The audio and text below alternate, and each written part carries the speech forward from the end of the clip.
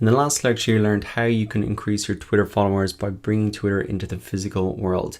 And in this lecture, it's the final tip on our list, the final way that you can increase your Twitter followers, and that's really to track results. Now, we've done a very similar thing when we looked at YouTube, when we looked at Facebook, and it's really using the analytics systems of those platforms to measure what you've been doing and to really boost your impact by doing more of what is working. So Twitter Analytics will show you how many followers you've added, how many impressions your tweets have got, your top mentions, your top followers, and more. This is the only place you really need to come into to get all the information that you need. There are additional tools that you might come across, but a lot of the information you can just pick up right here in Twitter Analytics.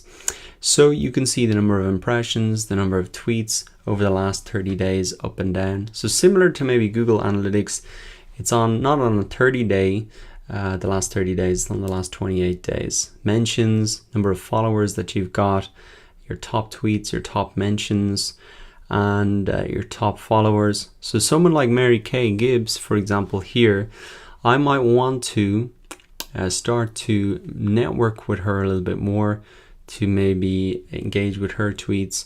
And let me look on my view followers dashboard here. There's a whole host of other information about what demographics they're in, the lifestyle, their interests, etc. So a lot of this information could be similar to things that we're going to look at in Google Analytics. Household income categories, net worth. There's a huge amount of information here that you can really use to identify who's important in your followers, and also who is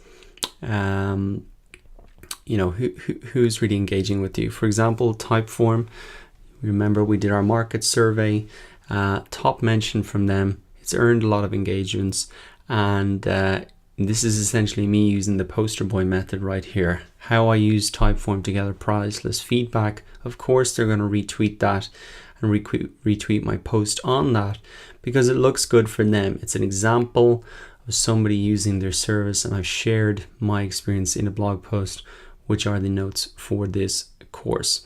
So you can see and track all of your activity here. I'd really encourage you to come in and especially identify your followers, how that is growing, your top mentions, your top followers, and really understand more information about your followers through these analytics. So that really wraps up our list. We've covered a huge amount, I think you'll agree.